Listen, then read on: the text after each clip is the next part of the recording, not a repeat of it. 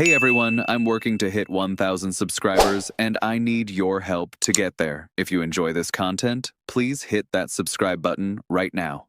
What's going on, everybody?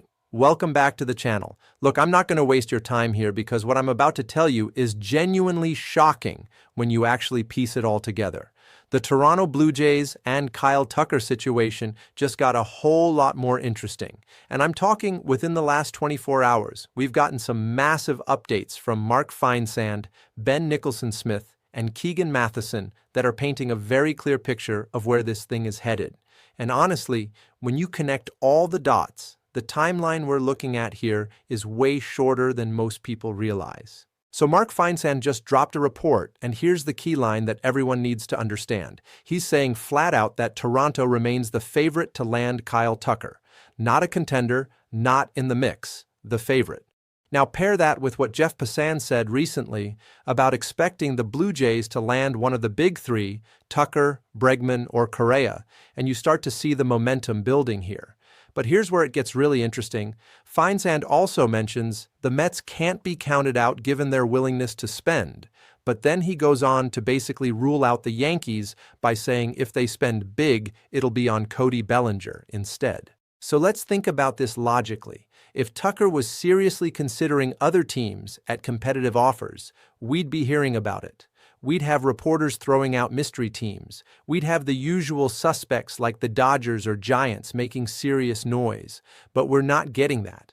What we're getting is report after report saying the same thing. Toronto has the longest and highest offer on the table, and Tucker is essentially waiting to see if anyone else will match or exceed it before he makes his decision. Now, Buster Olney weighed in yesterday afternoon and said he thinks the Blue Jays are in a great position to land one of the big bats, and the way he framed the Tucker situation is critical here. He said it sounds like Toronto has the highest offer, but it's not quite enough for Tucker yet. So we're in a waiting game. Someone has to blink first. Does Tucker take the $300+ million long-term security from Toronto? Or does he gamble on a short-term deal, maybe with the Dodgers, to hit free agency again next year in what he might think is a weaker class? But here's the thing that people aren't talking about enough. There's a potential lockout looming with the new CBA negotiations coming up. That adds a massive layer of risk to the short-term strategy. If Tucker bets on himself with a 1 or 2 year deal and then we hit a work stoppage, that could completely derail his plan to cash in next offseason. The long-term security from Toronto starts looking a whole lot better when you factor that in. Keegan Matheson was on overdrive last night, and he dropped something really significant. He said that despite the Blue Jays' interest in Anthony Santander and some of the other bats available, Kyle Tucker is their #1 option from an organizational perspective. That tells you everything about how the front office is prioritizing this. They're not just interested in Tucker, they're targeting him as the centerpiece of this entire offseason plan. And look at the pattern here. Every major reporter, Passan, Feinsand, Olney, Matheson, they're all pointing to the same two teams, Toronto and maybe the Mets. The Dodgers get mentioned, but only in the context of a short-term deal scenario. There are no mystery teams emerging. There's no sudden Red Sox swooping in like they did with some deals last year. The market for Tucker on a long-term deal appears to be Toronto, and everyone else is either priced out or not interested at that commitment level.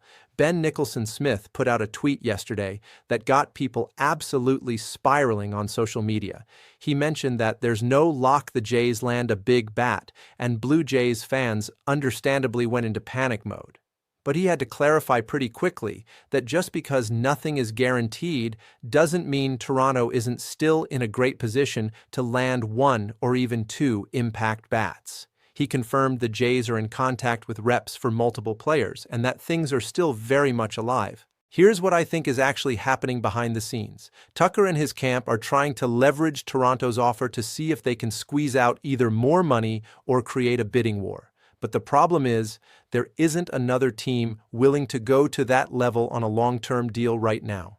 The Mets have money, but they've already made significant moves. The Yankees are apparently focused elsewhere. The Dodgers want short-term flexibility. So Tucker is waiting and Toronto is waiting, and at some point someone has to make the next move. Jeff Passan framed it perfectly in his recent report when he said if Tucker doesn't go to Toronto, it'll be because he chose a shorter-term deal. That's the only scenario where this doesn't end with Tucker in a Blue Jays uniform.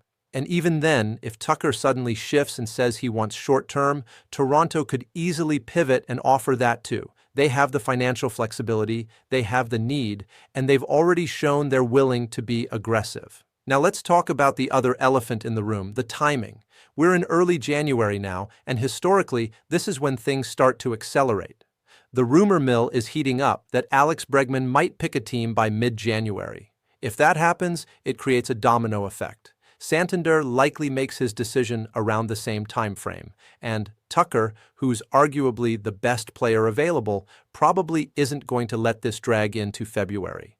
Something is going to break in the next couple of weeks. What makes this even more interesting is the Kazuma Okamoto situation. His posting deadline is literally tomorrow. The Blue Jays are heavily involved there too. So you could be looking at a scenario where Toronto makes a move on Okamoto first, and then depending on how that shakes out, they pivot to Tucker or one of the other